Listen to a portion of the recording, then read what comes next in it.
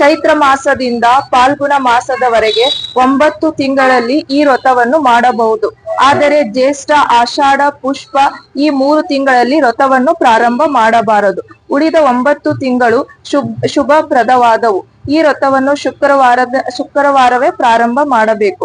3 ಅಥವಾ 5 ಅಥವಾ 7 ಇಲ್ಲವೇ 14 ಅಥವಾ 16 ಇಲ್ಲವೇ 21 ಶುಕ್ರವಾರಗಳ ವ್ರತವು ಮಾಡಬೇಕು. ವ್ರತದ ದಿವಸ ಬ್ರಹ್ಮಚರ್ಯವನ್ನು ಪಾಲಿಸಬೇಕು ಹಾಗೂ ಉಪವಾಸವಿರಬೇಕು. ಕೈಲಾಗದವರ ವ್ರತವನ್ನಂತರ ಭೋಜನ ಮಾಡಬಹುದು. ಅಂದು ಭೂಷಣ ಮಾಡಬೇಕು. ವ್ರತ ಮಾಡುವರು ಅಂದು ಹುಳಿ ಪದಾರ್ಥವನ್ನು ತಿನ್ನಬಾರದು. ಯಾರ ಸಂಗಡ ಜಗಳರೊಡನೆ ವಾದ ಮಾಡಕೂಡದು. ಕೃತ ಪಾತ್ರ ಕಾಲದಲ್ಲಿ ಪಾತ್ರರ್ವಿದು ಪರಿಶುದ್ಧ ಚಿತ್ತವಾಗಿ ಶುಭ್ರ ವಸ್ತ್ರಗಳನ್ನು ಧರಿಸಿ ಪೂಜಾ ಮಂದಿರದಲ್ಲಿ ಸಂತೋಷಿ ಮಾತೆಯ ಚಿತ್ರಪಟವನ್ನಿರಿಸಿ ಪುಷ್ಪಾದಿಗಳಿಂದ ಅಲಂಕರಿಸ ಪೂರ್ಣ ಕಲಶವನ್ನಿಡಬೇಕು. ದೀಪವನ್ನು ಹಚ್ಚಬೇಕು. ಧೂಪಾರಾಧನೆ ಮಾಡಿ ಪೂರ್ವಾಭಿಮುಖವಾಗಿ ಕುಳಿತುಕೊಳ್ಳಬೇಕು. ಆಚಮನದ ನಂತರ ವಿಧಿಪೂರ್ವಕವಾಗಿ ಸಂಕಲ್ಪ ಮಾಡಿ ಮೊದಲು ಮಹಾಗಣಪತಿಯ ಪೂಜೆಯನ್ನು ಆಚರಿಸಬೇಕು. ನಂತರ ಕಲಶ ಪೂಜೆ ಮಾಡಿ ಆಮೇಲೆ ನವಗ್ರಹ ಪೂಜೆ, ದಿಕ್ಪಾಲಕರ ಪೂಜೆ ಮಾಡಬೇಕು. ಮತ್ತೊಂದು ಕಲಶವನ್ನಿಟ್ಟು ಅದರ ಮೇಲೆ ಒಂದು ಪಾತ್ರೆಯಲ್ಲಿ ಹುರುಗಡಲೆ ಮತ್ತು ಬೆಲ್ಲ ಹಾಕಿ ಪೂಜಿಸುವ ಧೂಪ ದೀಪಗಳನ್ನು ನೈವೇದ್ಯವನ್ನು ಸಮರ್ಪಿಸಬೇಕು. ಹುರುಗಡಲೆಯ ಬೆಲ್ಲ ಮತ್ತು ಪಕ್ವವಾದ ಫಲಗಳನ್ನು ಮಾತೆಗೆ ನಿವೇದಿಸಿ ಮಂಗಳಾರತಿ ಮಾಡಿ ಸಂತೋಷಿ ಮಾತೆಯ ಕಥೆಯನ್ನು ಶ್ರದ್ಧೆಯಿಂದ ಕೇಳಬೇಕು. ಕಥೆಯನ್ನು ಶ್ರದ್ಧೆಯಿಂದ ಕೇಳಿ ಪುನಃ ಪೂಜೆ ಮಾಡಿ ಪ್ರಸಾದವನ್ನು 3 ಭಾಗಗಳಾಗಿ ವಿಂಗಡಿಸಿ ಪೂಜೆ ಮಾಡಿಸಿದ ವಿಪ್ರನಿಗೆ 1 ಭಾಗವನ್ನು ಕೊಡುವುದು. 2ನೇ ಭಾಗವನ್ನು ಗೋಮಾತೆಗೆ ತಿನ್ನಿಸಬೇಕು. 3ನೇ ಭಾಗವನ್ನು ಎಲ್ಲರಿಗೂ ವಿತರಣೆ ಮಾಡಬೇಕು. ಬಾಂಧವರಿಗೆ ಹಾಗೂ ಇತರರಿಗೆ ಕೊಟ್ಟ ನಂತರ ಮನೆಯವರು ಪ್ರಸಾದ ಸ್ವೀಕರಿಸಬೇಕು. ಮುನಿಜನರೇ ಕೇಳಿ, ಈ ವ್ರತದ ಶುಕ್ರವಾರದಲ್ಲಿ ವಿಧಿಪೂರ್ವಕ ಶಕ್ತಿ ವಂಚನೆ ಇಲ್ಲದೆ ಲೋಭ ಮಾಡದೆ ಉತ್ಸಾಹದಿಂದ ಮಾಡಬೇಕು. ಅಭಿಷ್ಟವು ಪೂರ್ಣವಾದ ನಂತರ ವ್ರತದುದ್ಯಾಪನೆಯನ್ನು ಮಾಡಬೇಕು. ಉದ್ಯಾಪನೆ ದಿವಸದಲ್ಲಿ ಒಬ್ಬ ಬ್ರಾಹ್ಮಣನಿಗೆ, ಒಬ್ಬ ಮುತ್ತೈದೆಗೆ ಹಾಗೂ 8 ಮಂದಿ ಬಾಲಕ ಬಾಲಕಿಯರಿಗೆ ಮೃಷ್ಟಾನ್ನ ಭೋಜನವನ್ನು ಮಾಡಿಸಬೇಕು. ಅಂದು ಸಹ ಅಡಿಗೆಯಲ್ಲಿ ಹುಳಿ ಪದಾರ್ಥವನ್ನು ಬಳಸಬಾರದು. ಭೋಜನಾ ನಂತರ ಬ್ರಾಹ್ಮಣನಿಗೆ, ಮುತ್ತೈದರಿಗೆ ಹಾಗೂ ಬಾಲಕ ಬಾಲಕರಿಗೆ ಯಥಾಶಕ್ತಿ ನೂತನ ವಸ್ತ್ರಗಳ ಫಲಗಳನ್ನು ಪುಷ್ಪಗಳನ್ನು ಕೊಟ್ಟು ಸಂತೃಪ್ತಿ ಪಡಿಸಬೇಕು. ಅಂದು ಸಹ ಯಾರಿಗೂ ದಕ್ಷಿಣೆ ಕೊಡಬಾರದು. ಏಕೆಂದರೆ ಕೊಟ್ಟ ದಕ್ಷಿಣೆಯಿಂದ ಮಕ್ಕಳು ಹುಳಿ ಪದಾರ್ಥಗಳನ್ನು ಕೊಂಡು ತಿನ್ನಬಹುದೆಂಬ ಶಂಕೆ ಬರಬಾರದು. ಆದ್ದರಿಂದ ಎಲ್ಲರಿಗೂ ಶಕ್ತಿ ವಂಚನೆ ಇಲ್ಲದಂತೆ ಮರುದಿನ ದಕ್ಷಿಣೆ ಕೊಟ್ಟು ಸಂತೋಷ ಪಡಿಸಿ ತಾನು ಸಂತೋಷದಿಂದಿರಬೇಕು.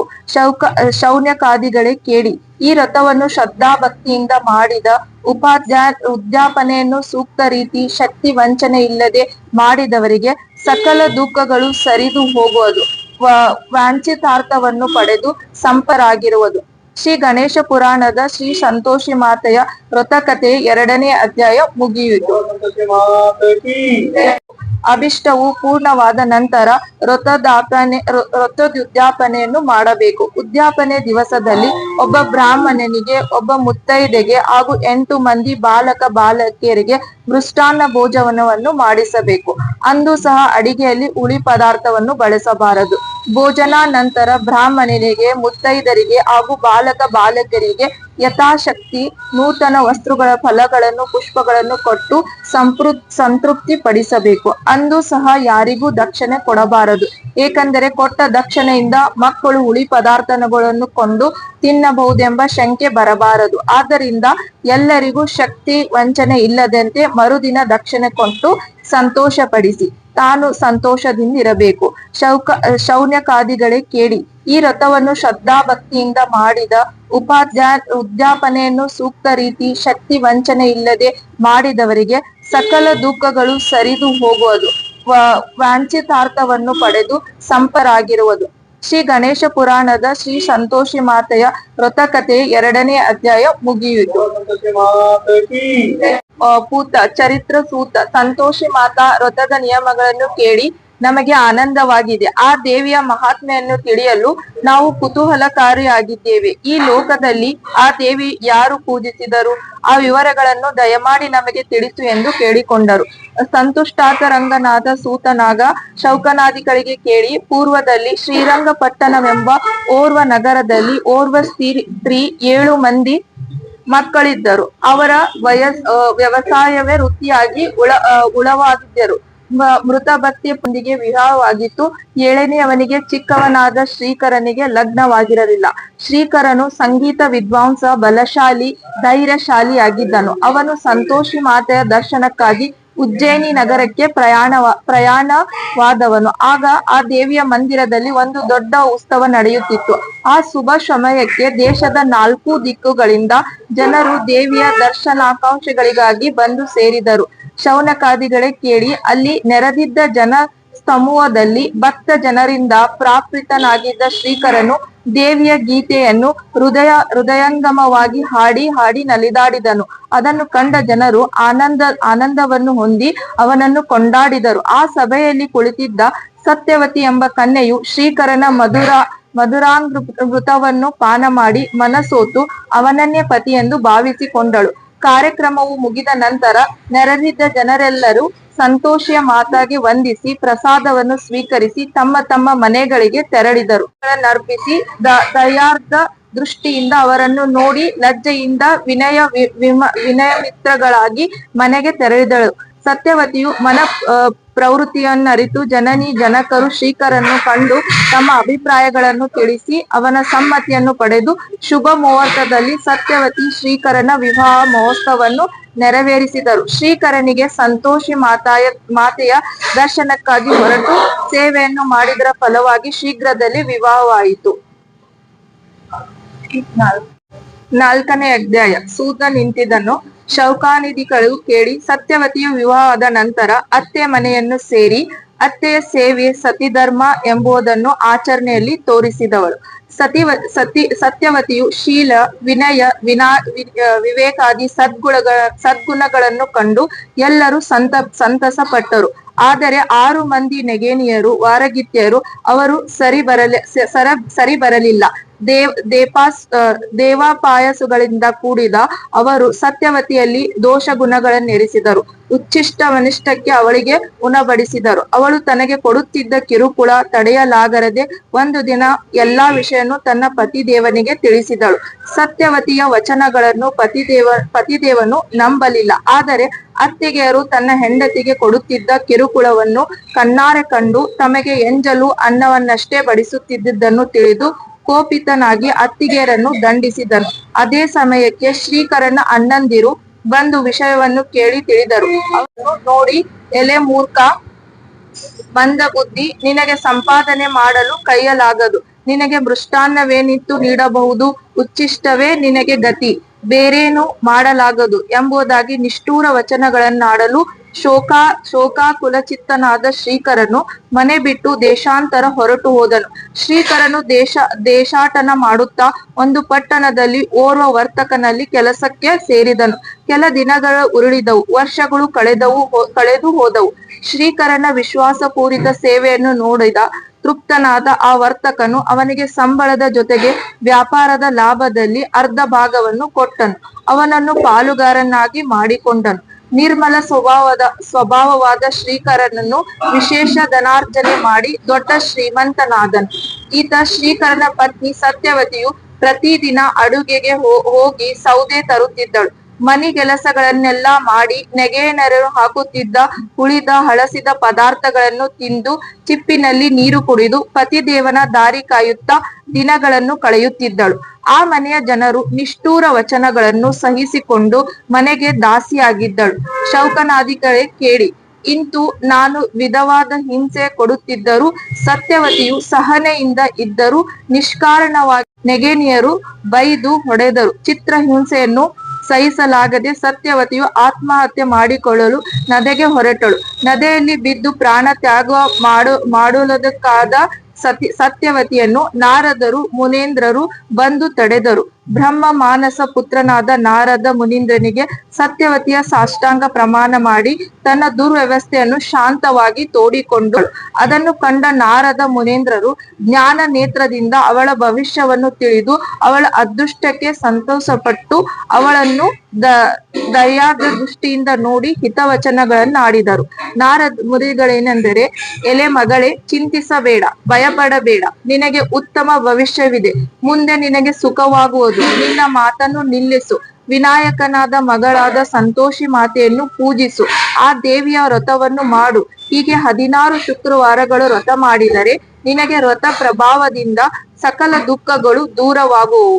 ದೂರದ ದೇಶದಲ್ಲಿರುವ ನಿನ್ನ ಪತಿಯು ನಿನ್ನಲ್ಲಿಗೆ ಬರುವನು. ಮುಂದೆ ಪತಿಯಿಂದ ಕೂಡಿ ನೀನು ಸುಖವನ್ನೇ ಅನುಭವಿಸುವೆ. ಚಿಂತಿಸಬೇಡ, ಆತ್ಮಹತ್ಯೆ ಮಹಾಪಾಪ, ಸದ್ಗತಿಯಲ್ಲ, ದುಡುಕಬೇಡ ಎಂಬುದಾಗಿ ಹಿತವಚನಗಳನ್ನಾಡಿ ನಾರದ ಮುನೇಂದ್ರರು ರಕ್ತವನ್ನು ಸೂಚಿಸಿ ವ್ರತ ವಿಧಾನವನ್ನು ಅರುವಿ ಅಂತರ್ಧಾನರಾದರು. ನಾರದ ಮುನೀಂದ್ರರ ವಚನವನ್ನಾಲಿಸಿದ ಸತ್ಯವತಿಗೆ ಜೀವ ಬಂದಂತಾಯಿತು. ಅಲ್ಲಿಂದ ಮರಳಿ ಬಂದಳು. ಸಂತೋಷಿ ಮಾತೆಯನ್ನು ವ್ರತವನ್ನು ಆಚರಿಸಲು ಸಂಕಲ್ಪ ಮಾಡಿದಳು. ಸತ್ಯವತಿಯು ಪ್ರಯಾಸಗಳನ್ನೆಲ್ಲ ಸಹಿಸಿಕೊಂಡು ಕಷ್ಟದಲ್ಲಿ ಶುಕ್ರವಾರ ಸಂತೋಷಿ ಮಾತೆಯ ವ್ರತವನ್ನು ಭಕ್ತಿಯಿಂದ ಮಾಡಿದಳು. ಶೌನಕಾದಿಗಳೇ ಕೇಳಿ, ಇಂತು ಸತ್ಯವತಿಯು 15 ಶುಕ್ರವಾರಗಳ ವ್ರತವನ್ನು ಶ್ರದ್ಧೆಯಿಂದ ಮಾಡಿ ಮುಗಿಸಿದಳು. 16ನೇ ಶುಕ್ರವಾರವೂ ಬಂದಿತು, ಆದರೆ ಕೈಯಲ್ಲಿ ಬಿಡುಗಾಸು ಇಲ್ಲವಾಯಿತು. ದೈನ್ಯಾವಸ್ಥದಲ್ಲಿ ದೇಶಗಳನ್ನು ನೆರೆಹೊಯ್ದು ಶ್ರೀಮಂತರನ್ನು ಹಣಕ್ಕಾಗಿ ಯಾಚಿಸಿದಳು. ಅದು ಪ್ರಯೋಜನವಾಗಲಿಲ್ಲ. ಯಾರೂ ಕಾಸು ಕೊಡಲಾರರು. ತನ್ನ ವ್ರತಕ್ಕೆ ಭಂಗವಾಗುವುದೆಂದು ಭಯದಿಂದ ಚಿಂತಿಸಿದಳು. ಅತೀವ ದುಃಖದಿಂದ ಮರುಗಿದಳು. ದಾರಿ ತೋರದೆ ದೇವಿಯನ್ನು ಮೊರೆ ಹೊಕ್ಕಳು. ಸರ್ವಮಂಗಳ ಸ್ವರೂಪಳು, ಭಕ್ತ ವತ್ಸಲಳು, ದಯಾ ಸಮುದ್ರಳು ಆದ ಸಂತೋಷಿ ಮಾತೆಯ ಮುದಿಕೆಯ ರೂಪವನ್ನು ಧರಿಸಿ ಪೂಜಾ ದ್ರವ್ಯಗಳನ್ನು ತೆಗೆದುಕೊಂಡು ಸತ್ಯವತಿಗೆ ಬಳಿಗೆ ಬಂದಳು. ದೇವಿಯು ಸತ್ಯವತಿಯನ್ನು ಪೂಜಾ ದ್ರವ್ಯಗಳನ್ನಿಟ್ಟಳು. ಮಗಳೇ, ಚಿಂತಿಸಬೇಡ, ಧೈರ್ಯದಿಂದಿರು. ಪೂಜಾ ದ್ರವ್ಯಗಳನ್ನು ತೆಗೆದುಕೋ. ದೇವಿಯ ವ್ರತವನ್ನು ನಿರ್ವಿಘ್ನವಾಗಿ ಮಾಡು. ನಿನಗೆ ಮಂಗಳವಾಗುವುದೆಂದು ಹರಸಿ ಅಂತರ್ಧನಳಾದಳು. ಸೂತ ನಿಂತಿದನು. ಶೌಕನಾದಿಗಳೇ ಕೇಳಿ, ವೃದ್ಧ ಮಾತೆಯು ತಂದಿಟ್ಟ ಪೂಜಾ ದ್ರವ್ಯಗಳಿಂದ 16ನೇ ಶುಕ್ರವಾರದಲ್ಲಿ ಶ್ರೀ ಸಂತೋಷಿ ಮಾತಾಯ ವ್ರತವನ್ನು ಬಹು ಸಂತೋಷದಿಂದ ಮಾಡಿದಳು. ದೇವಿಯ ಕೃಪೆಗೆ ತನ್ನ ಕೃತಜ್ಞತೆಯನ್ನು ವ್ಯಕ್ತಪಡಿಸಿ ಸಂತೋಷಿ ಮಾತೆಯನ್ನು ವಿಧವಾಗಿ ಕೊಂಡಾಡಿದಳು. ಬಳಿಕ ತನ್ನ ಪತಿಯ ವಿಷಯವನ್ನರಿಯದೆ ತಾನು ದೇವಿಯನ್ನು ಪ್ರಾರ್ಥಿಸಿ, ಓ ಮಾತಾ, ನನ್ನ ಪತಿಯಲ್ಲಿರುವನು ತಿಳಿಯದಾಗಿದೆ. ಶೀಘ್ರ ಕಾಲದಲ್ಲಿ ಆತನು ಮನೆಗೆ ಹಿಂತಿರುಗುವಂತೆ ಅನುಗ್ರಹಿಸು. ಮೃಗ ಸಂಘವನ್ನು ಕರುಣಿಸು ಎಂದು ದೇವಿಯನ್ನು ಬೇಡಿಕೊಂಡಳು. ಸತ್ಯವತಿಯ ವಿನ್ನಾಪವನ್ನಲಿಸಿದ ಸಂತೋಷ ಮಾತೆಯು ಸಂತುಷ್ಟಳಾಗಿ ಶ್ರೀಕರನಿಗೆ ಸ್ವಪ್ನದಲ್ಲಿ ದರ್ಶನವಿತ್ತು. ವಸ್ತ ಶ್ರೀಕರ, ನಿನ್ನ ಸತ್ಯವತಿ ನಿನ್ನ ದಾರಿಯನ್ನೇ ನೋಡುತ್ತಾ ಕಾದಿರುವಳು. ವ್ಯವಹಾರದಲ್ಲಿ ಮಗ್ನನಾಗಿ ಮನೆಯನ್ನು ಮಡದಿಯನ್ನು ಮರೆತಿರುವೆ. ಜಾಗೃತನಾಗಿ ತಡ ಮಾಡದೆ ನೀನು ಶ್ರೀರಂಗಪಟ್ಟಣಕ್ಕೆ ಹಿಂದಿರುಗು. ನಿನಗಾಗಿ ತಪಿಸುತ್ತಿರುವ ನಿನ್ನ ಸತಿಯನ್ನು ಸಮಾಧಾನ ಪಡಿಸು, ಸಂತೋಷಗಳಿಸು. ನಿನಗೆ ಮಂಗಳವಾಗುವುದು. ಹೊರಡು ಎಂದು ಆಜ್ಞಾಪಿಸಿ ಸಂತೋಷಿ ಮಾತೆಯು ಅದೃಶ್ಯಳಾದಳು. ಶೌಕನಾದಿಗಳೇ ಕೇಳಿ, ಸಂತೋಷಿ ಮಾತೆಯ ಆಜ್ಞೆಯನ್ನು ಶಿರಸಾಧರಿಸಿ ವ್ಯವಹಾರದ ಮೇಲಿನ ಆಸೆ ಅಭಿಮಾನವನ್ನು ತ್ಯಜಿಸಿ ಸತ್ಯವತಿಯನ್ನು ಕಾಣುವ ಆಕಾಂಕ್ಷೆಯಿಂದ ಶ್ರೀಕರನು ಮರುದಿನ ತನ್ನ ನಿವಾಸ ಸ್ಥಾನವಾದ ಶ್ರೀರಂಗಪಟ್ಟಣಕ್ಕೆ ಪ್ರಯಾಣನಾದನು. ಶ್ರೀಕರನು ವಿಶೇಷವಾಗಿ ಧನವನ್ನು ತೆಗೆದುಕೊಂಡು ಶ್ರೀರಂಗಪಟ್ಟಣಕ್ಕೆ ತೆರಳಿದನು. ಸಂಧ್ಯಾಕಾಲಕ್ಕೆ ಸ್ವಗೃಹವನ್ನು ಸೇರಿಕೊಂಡನು. ಅದೇ ಸಮಯಕ್ಕೆ ಸರಿಯಾಗಿ ಅವನ ಪತ್ನಿ ಸತ್ಯವತಿಯು ಸೌದೆಯನ್ನು ಹೊತ್ತು ತಂದಳು. ಅಡವಿಯಿಂದ ನಡೆದು ದಣಿದು ಆಯಾಸಗೊಂಡು ಬರುತ್ತಿದ್ದ ಸತ್ಯವತಿಯು ಹರುಕು ಬಟ್ಟೆ ಧರಿಸಿ ಕೃಶಾಳವಾಗಿರುವುದನ್ನು ಕಂಡು ಶ್ರೀಕರನು ಬಲು ನೊಂದನು. ಮನಸ್ಸಿನಿಂದ ಕೋಪಗೊಂಡವನಾಗಿ ಅತ್ತಿಗೆಯರನ್ನು ಅಣ್ಣಂದಿರನ್ನು ನೋಡಿ ರೋಗಿಷ್ಠ ಭಿಕ್ಷುಕಿರುವಂತೆ ಸತ್ಯವತಿಯನ್ನು ನೋಡಿದರೆ ಅವಳಲ್ಲಿ ನಿಮಗಿರುವ ತಾತ್ಸಾರ ಬುದ್ಧಿ, ಅಸೂಯೆ, ದ್ವೇಷಗಳೆಷ್ಟೆಂದು ತಿಳಿದು ಬರುತ್ತದೆ. ನೀವು ಅವಳಿಗೆ ಮಾಡಿದ ಅನ್ಯಾಯವನ್ನು ನೋಡಿದರೆ ನಾವೇ ಮನೆಯಲ್ಲಿ ಒಂದು ಕ್ಷಣವೂ ಇರಲಾಗದು ಎಂದು ನುಡಿದಂತೆ ನಡೆದನು. ಶ್ರೀಕರನು ಶ್ರೀರಂಗಪಟ್ಟಣದಲ್ಲಿಯೇ ಭವ್ಯವಾದ ಮಂದಿರವನ್ನು ನಿರ್ಮಾಣ ಮಾಡಿಸಿ ಸತಿ ಸಮೇತ ವಾಸವಾಗಿದ್ದನು. ಆ ನೂತನ ಗೃಹದಲ್ಲಿ ಸಂಪದ್ಯುಕ್ತನಾದ ಪತಿಯು ಸನ್ಮತಿಯ ಪಡೆದು ಸತ್ಯವತಿಯ ಸಂತೋಷಿ ಮಾತಾಯದ ವ್ರತದ ಉದ್ಯಾಪನೆಯನ್ನು ಶಾಸ್ತ್ರೋಕ್ತ ರೀತಿಯಿಂದ ವೈಭವದಿಂದ ಮಾಡಿದಳು. ಈ ಶುಭ ಸಂದರ್ಭಕ್ಕೆ ಶ್ರೀಕರನು ತನ್ನ ಬಂಧುಗಳನ್ನು 6 ಮಂದಿ ಅಣ್ಣಂದಿರನ್ನು ಅತ್ತಿಗೆಯರನ್ನು ಆಹ್ವಾನಿಸಿದ. ಅದರದ ಮೃಷ್ಟಾನ್ನವನ್ನು ಉಣಬಡಿಸಿದನು. ಶೌಕನಾದಿಗಳೇ ಕೇಳಿ, ಶ್ರೀಕರನ ಅಣ್ಣಂದಿರು ಮಕ್ಕಳು ಸಂತೋಷಿ ಮಾತೆಯ ಉದ್ಯಾಪನೆಗೆ ಬಂದಿದ್ದರು. ಅವರು ಅವರ ತಾಯಿಯರು ಹೇಳಿಕೊಟ್ಟಂತೆ ನಡೆದುಕೊಂಡರು. ವಿಧ ವಿಧವಾಗಿ ಸಿಹಿ ತಿಂಡಗಳನ್ನು ಮಾಡಿದರು. ಅವು ಅವರಿಗೆ ರುಚಿಸಲಿಲ್ಲ. ಚಿಕ್ಕಮ್ಮನಾದ ಸತ್ಯವತಿಯನ್ನು ನೋಡಿ, ತಾಯಿ, ನಮಗೆ ಸಿಹಿ ಪದಾರ್ಥಗಳು ಹಿಡಿಸುವುದಿಲ್ಲ. ಖಾರ ಮತ್ತು ಹುಳಿ ಪದಾರ್ಥಗಳನ್ನು ತಿನ್ನಲು ಆಸೆಯಾಗಿದೆ. ಅಂತ ತಿಂಡಿಗಳನ್ನು ನಮಗೆ ಕೊಡು ಎಂದು ಬೇಡಿಕೊಂಡರು. ಸತ್ಯವತಿಯ ಎಲೆ ಮಕ್ಕಳಿರ, ಕೇಳಿ, ಸಂತಿನ್ನಬಾರದು. ಸಿಹಿ ತಿಂಡಗಳನ್ನು ಮತ್ತು ಸಾತ್ವಿಕ ಆಹಾರವನ್ನೇ ಸ್ವೀಕರಿಸಬೇಕು. ಇದೊಂದು ದಿನ ನೀವು ಹುಳಿ ತಿನ್ನದಂತೆ ಇದ್ದರೆ ಸಾಕು ಎಂದು ಹಿತವಚನವನ್ನು ನುಡಿದಳು. ಆಗ ಮಕ್ಕಳು, ತಾಯಿ, ನೀವು ಹೇಳುವುದು ಸರಿ, ಹಾಗೆ ಮಾಡೋಣ. ಆದರೆ ನಮ್ಮ ಸಂತೋಷಕ್ಕಾಗಿ ನಿಮಗೆ ಸ್ವಲ್ಪ ಹಣ ಕೊಡು ಎಂದು ಚಿಕ್ಕಮ್ಮನ ಕಾಡಿದರು. ಮಕ್ಕಳ ಬೇಡಿಕೆಗಳನ್ನು ಪೂರ್ಣ ಮಾಡುವುದು ಸೂಕ್ತವೆಂದು ವಿಶಾಲ ಮನೋಭಾವದಿಂದ ಸತ್ಯವತಿಯು ಮಕ್ಕಳ ಕೈಯಲ್ಲಿ ಚಿಲ್ಲರೆ ಹಣ ಹಾಕಿದಳು. ಶೌಕನಾದಿಗಳೇ ಕೇಳಿ. ಅಮಾಯಕಳಾದ ಸತ್ಯವತಿಯು ಚಿಕ್ಕ ಮಕ್ಕಳ ಸಂತೋಷಕ್ಕಾಗಿ ಹಣ ಕೊಟ್ಟಳು. ಆದರೆ ಕುಸ್ಥಿತರಾದ ಅವರು ಮಾತೆಯರ ಮಾತಿನಂತೆ ಆ ಮಕ್ಕಳು ಚಿಲ್ಲರೆ ಹಣದಿಂದ ಹುಳಿ ಪದಾರ್ಥಗಳನ್ನು ಕೊಂಡು ತಿಂದರು. ಅದರಿಂದಾಗಿ ಸಂತೋಷ ಮಾತೆಯ ವ್ರತಕ್ಕೆ ಭಂಗ ಉಂಟಾಯಿತು. ಈ ವಿಷಯವು ಸತ್ಯವತಿಗೆ ತಿಳಿಯದು. ಅದೇ ಸಮಯಕ್ಕೆ ಸರಿಯಾಗಿ ರಾಜಭಟ್ಟರು ಬಂದು ಸತ್ಯವತಿಯ ಪತಿ ಶ್ರೀಕರನನ್ನು ಬಂಧಿಸಿ ರಾಜನಲ್ಲಿಗೆ ಕೊಂಡೊಯ್ದರು. ಉದ್ಯಾಪನದ ದಿನ ನಿರಪರಾಧಿಯಾದ ತನ್ನ ಪತಿಯನ್ನು ರಾಜಭಟ್ಟರು ಹಿಡಿದುಕೊಂಡು ಹೋದುದಕ್ಕೆ ಸತ್ಯವತಿಯು ಮರಗಿದಳು. ಭಯ ಭ್ರಾಂತಳಾಗಿ ಶ್ರೀ ಸಂತೋಷಿ ಮಾತೆಯನ್ನು ಸ್ತುತಿಸಿ ಪ್ರಾರ್ಥಿಸಿದಳು. ಸಂತೋಷಿ ಮಾತೆ, ಭಕ್ತವತ್ಸಲೆ, ಆಶ್ರಿತ ಜನ ವಿಪತ್ತಿಹಾರ ಮಾಡುವಳೆ, ದಯಾಮಯಿ, ನಿನ್ನನ್ನೇ ನಂಬಿದೆ. ನನ್ನಿಂದ ಅಪಚಾರವಾಗಿದ್ದರೆ ಕ್ಷಮಿಸು. ಒಂದು ವೇಳೆ ನನ್ನ ಪತಿ ಅಪಚಾರ ಮಾಡಿದ್ದರೆ ಮುನಿಸು. ನಮ್ಮ ಅವಿವೇಕವನ್ನು ಮನ್ನಿಸು. ನಮ್ಮನ್ನು ಕಾಪಾಡು. ನಮಗೆ ಬೇರೆ ರಕ್ಷಕರಿಲ್ಲ ಎಂಬುದಿಗೆ ದೇವಿಯನ್ನು ಪ್ರಾರ್ಥಿಸಿದಳು. ಸೂತ ನಿಂತಿದ್ದನು. ಶೌಕಾನಾದಿಗಳೇ ಕೇಳಿ. ಇಂತು ಭಕ್ತಳಾದ ಸತ್ಯವತಿಯು ಪ್ರಾರ್ಥನೆ ಸಲ್ಲಿಸಿದ ಸಂತೋಷ ಮಾತೆಯ ಪ್ರಸನ್ನಳಾದಳು. ಆಗ ಆಕಾಶವಾಣಿ ನುಡಿಯಿತು. ಮಗಳೇ ಸತ್ಯವತಿ, ಚಿಂತಿಸಬೇಡ. ನಿಮ್ಮಿಂದ ಯಾವ ಅಪರಾಧವೂ ನಡೆದಿಲ್ಲ. ನೀವು ನಿರ್ಮಲ ಚಿತ್ತರು. ವಿಶುದ್ಧ ಭಕ್ತಿಯಿಂದ ವ್ರತವನ್ನು ಆಚರಿಸಿದೆ. ಉದ್ಯಾಪನದ ದಿನವೇ ನಿಮ್ಮ ಮನೆಯ ಮಕ್ಕಳು ಮಾಡಿದ್ದರು. ಆದ್ದರಿಂದ ವಿಪತ್ತಿಗೆ ದಾರಿಯಾಯಿತು. ಆದರೂ ಚಿಂತಿಸಬೇಡ. ಮತ್ತೊಮ್ಮೆ ಉದ್ಯಾಪನವನ್ನು ಮಾಡು. ನನ್ನ ಅನುಗ್ರಹದಿಂದ ನಿನ್ನ ಪತಿ ರಾಜನಿಂದ ಸನ್ಮಾನಿತನಾಗಿ ಶೀಘ್ರದಲ್ಲಿ ನಿನ್ನಲ್ಲಿಗೆ ಬರುವನು. ಅದಕ್ಕೆ ಸಂಶಯವೇ ಇಲ್ಲ ಎಂಬ ಆ ಶರೀರವಾಣಿಯು ಕೇಳಿ ಸತ್ಯವತಿಗೆ ಸಮಾಧಾನವಾಯಿತು. ವಿದ್ಯುಕ್ತ ರೀತಿಯ ಮತ್ತೊಮ್ಮೆ ಉದ್ಯಾಪನೆ ಮಾಡಿದಳು. ಈ ಸಲ ಜಾಗೃತಿಕೆಯಿಂದ ಇದ್ದಳು. ಮಕ್ಕಳಿಗೆ ಹಣ ಕೊಡಲಿಲ್ಲ. ಯಾರಿಗೂ ದಕ್ಷಿಣೆ ಕೊಡಲಿಲ್ಲ. ಯಾರು ಹುಳಿ ಪದಾರ್ಥಗಳನ್ನು ತಿನ್ನಲು ನೋಡಿಕೊಂಡಳು. ವ್ರತದ ಉದ್ಯಾಪನೆಯ ಸಾಂಗವಾಗಿ ಸಂಪೂರ್ಣವಾಯಿತು. ಸಂತೋಷಿ ಮಾತಾ ಸುಪ್ರೀತಳಾದಳು. ದೇವಿಯ ಅನುಗ್ರಹದಿಂದ ಶ್ರೀಕರನು ರಾಜ್ಯ ಸಮಯದಲ್ಲಿ ಸನ್ಮಾನಿತನಾಗಿ ಸುಖವಾಗಿ ಮನೆಗೆ ಹಿಂದಿರುಗಿದನು. ರಾಜನಿಂದ ಸನ್ಮಾನಿತನಾಗಿ ಬಂದ ಪತಿಯನ್ನು ನೋಡಿದ ಸತ್ಯವತಿಗೆ ಮಹಾನಂದವಾಯಿತು. ಸತ್ಯವತಿಯು ಶ್ರೀಕರನು ಮತ್ತೆ ಶ್ರೀ ಸಂತೋಷಿ ಮಾತೆಯನ್ನು ಪೂಜಿಸಿ ಪ್ರಾರ್ಥಿಸಿದರು. ದೇವಿಯ ಭಕ್ತರಾದ ಈ ಪುಣ್ಯ ದಂಪತಿಗಳನ್ನು ಶ್ರೀರಂಗಪಟ್ಟಣದ ಜನರೆಲ್ಲ ಗೌರವದಿಂದ ನೋಡುತ್ತಿದ್ದರು. ದೇವಿಯ ಕೃಪೆಯಿಂದ ಸಕಲ ಭಾಗ್ಯಗಳನ್ನು ಪಡೆದು ಸದಾ ಸಂತೋಷದಿಂದಿರುವ ಈ ದಂಪತಿಗಳನ್ನು ನೋಡಿ ಶ್ರೀಕರನ ಅಣ್ಣಂದಿರು ಮತ್ತು ಅತ್ತಿಗೆಯರು ಅವರಲ್ಲಿ ಮಾತ್ಸರ್ಯವನ್ನು ದ್ವೇಷವನ್ನು ತೊರೆದು ಸಂತೋಷ ಮಾತಾ ವ್ರತವನ್ನು ಭಕ್ತಿಯಿಂದ ಮಾಡಿದರು. ಕೆಲ ಕಾಲ ಕಳೆದ ನಂತರ ಸತ್ಯವತಿಗೆ ಸುಂದರವಾದ ಶುಭ ಲಕ್ಷಣ ಚಿತಗ್ರಾತನಾದ ಪುತ್ರನು ಜನಿಸಿದನು. ಸತ್ಯವತಿಯ ದಂಪತಿಗಳು ಸುಕುಮಾರನೊಂದಿಗೆ ಪ್ರತಿದಿನ ಸಂತೋಷಿ ಮಾತೆಯ ಆಲಯಕ್ಕೆ ಹೋಗಿ ದೇವಿಯ ದರ್ಶನವನ್ನು ಪಡೆದು ಬರುತ್ತಿದ್ದರು. ಇಂಥ ಕೆಲ ದಿನಗಳು ಉರುಳಿದವು. ಒಂದು ದಿನ ಸಂತೋಷಿ ಮಾತೆಯ ಸೌಮ್ಯ ರೂಪವನ್ನು ತೇಜಸ್ವಿಸಿ ಭಯಂಕರ ರೂಪವನ್ನು ಧರಿಸಿ ಸತ್ಯವತಿಯ ಮನೆಗೆ ಬಂದಳು. ಭೀಕರ ರೂಪದ ದೇವಿಯನ್ನು ಕಂಡವರೆಲ್ಲರೂ ಡಾಕಿನಿಯನ್ನು ಬಂದಿರುವಳು ಭೀತರಾಗಿ ಓಡಿ ಹೋದರು. ಆದರೆ ಸತ್ಯವತಿಯು ಹೆದರದೆ ಅವಳೇ ಸಂತೋಷಿ ಮಾತೆ ಎಂಬ ವಿಶ್ವಾಸದಿಂದ ಶಾಕಿನಿಯಂತೆ ಇಂತಿರುವ ಭೀಕರ ರೂಪಳಾದ ದೇವಿಯನ್ನು ಪೂಜಿಸಿದಳು. ಸಂತುಷ್ಟಳಾದ ಸಂತೋಷಿ ಮಾತೆ ಪ್ರಸನ್ನಳಾದಳು. ಸೌಮ್ಯ ರೂಪದಿಂದ ದೇವಿಯು ಸತ್ಯವತಿ ಶ್ರೀಕರನಿಗೆ ದರ್ಶನವಿತ್ತು ಅವರನ್ನು ಹರಿಸಿ ಅಂತರ್ಧನಳಾದಳು. ಸತ್ಯವತಿ ದಂಪತಿಗಳಾದ ಸದಾ ಸಂತೋಷದಿಂದ ಇದ್ದರು. ಉದ್ಯಾಪನದ ನಂತರವೂ ಸಂತೋಷಿ ಮಾತೆಯ ವ್ರತವನ್ನು ಜೀವಿತ ಕಾಲದಲ್ಲಿ ಮೇಲಿಂದ ಮೇಲೆ ಮಾಡುತ್ತಲೇ ಇದ್ದರು. ಕೊನೆಗೆ ಅವರು ಪುಣ್ಯ ಲೋಕ ಸೇರಿದರು. ಸೂತ ನಿಂತೆದನು. ಸೌಕನಾದಿಗಳೇ ಕೇಳಿ.